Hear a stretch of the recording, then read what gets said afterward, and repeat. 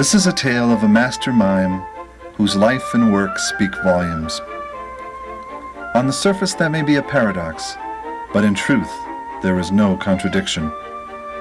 For the life and times of Samuel Avital are rich in texture, ornate in color, and complex in design. Today, Avital makes his home in Boulder, Colorado, but the journey that brought him to this place was a quest for meaning and personal self-discovery. Born in a small village in Morocco's Atlas Mountains, Avital was able to draw throughout his life on the deeply spiritual values of his Sephardic Jewish background. From an early age, Samuel Avital was a performer on the stage of life. I like to act without words, I like to move without words. I didn't know what mime was. In 1958, he was invited as an Israeli theater representative to the famous Festival of Avignon in France. He then went on to Paris to study mime with Etienne Decroux, Jean-Louis Barrault, and Marcel Marceau. In Paris, Samuel was able to perfect the craft to which he would devote the rest of his life. It required tremendous discipline, both of the mind and body. Modern mime can be traced to Paris and the theatrical director Jacques Copeau and one of his students, Etienne Decroux, who was a pure theoretician and the father of modern mime. It was from Decroux that Avital and a few other special students learned the art of mime. To Avital, mime is a pure art form. Mime is the art of expressing the whole human being with the economy of words. In other words, you don't need words. In reality, you don't need words to communicate with people because 90% of our communication is non-verbal anyway.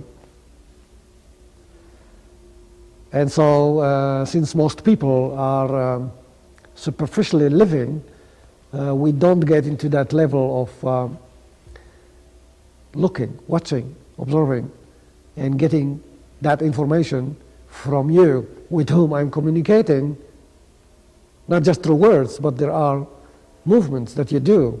Your posture tells me everything. Avital was always searching for new horizons and greater challenges.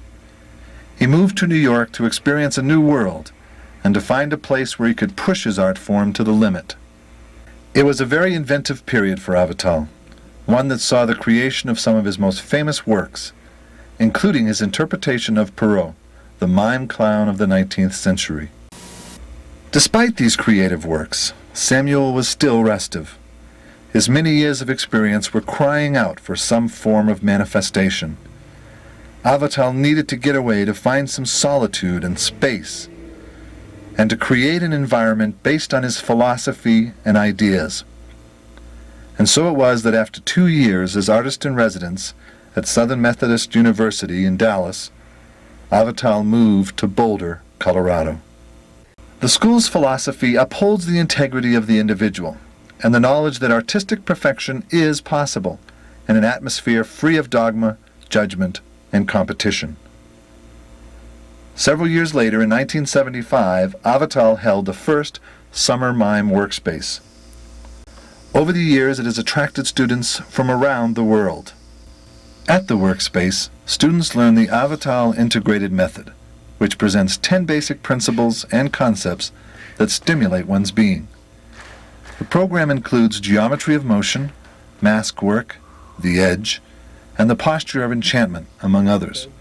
It also includes improvisation, various movements and exercises, practices in mime, and acting skills. It is educational, it is fun, it is entertaining, and it is beneficial. In other words, this is an interactive workshop that I do. In other words, for me the individual is very, very important.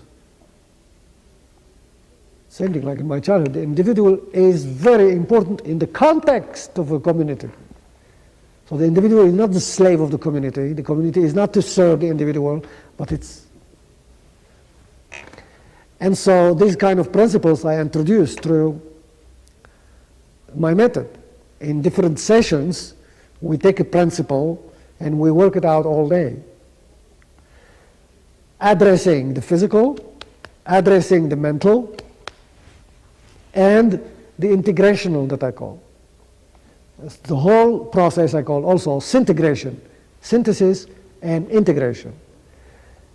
And when you address the whole being, it's pleasurable, it's fun, and the person feels that it learns something. Silence is the foundation of mime, and because of this, the artist is challenged to invent new ways to communicate. The mime uses no text, no sound, and no set, for the only text is the mime himself. But do not fear silence, for in the age of noise we live in, it is sometimes wise to listen to what silence has to tell us. The world of silence. The day that I was silent when I came here, that was one of the things that we were asked to do. It was a great challenge to me. I intuitively knew that it was going to be, being someone who speaks a few different languages and enjoys talking with people and exploring through language. I knew that it would be difficult for me to not talk.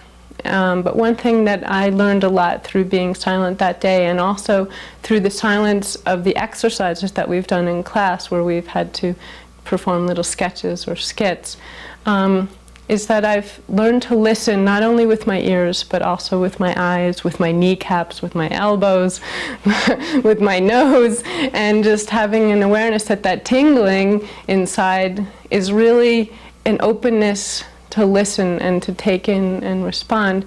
But also I think that the world of silence for me has helped me to be a better observer. So you are out of touch of reality. Politicians are out of touch of reality. Artists are out of touch of reality. I'm speaking about, so that's why I say it's heroic to be today an authentic artist. Nevertheless, to be an authentic man and woman in this culture. Every individual human being can better his or her own genetics by two things.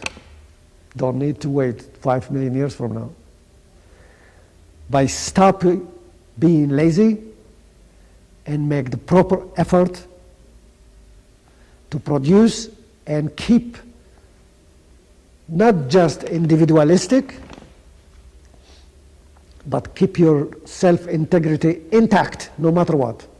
As I did in my life, I mean, as I demonstrated, it was not difficult. It needs heroic effort to produce and be honest. So that honesty and effort is the premise of my work.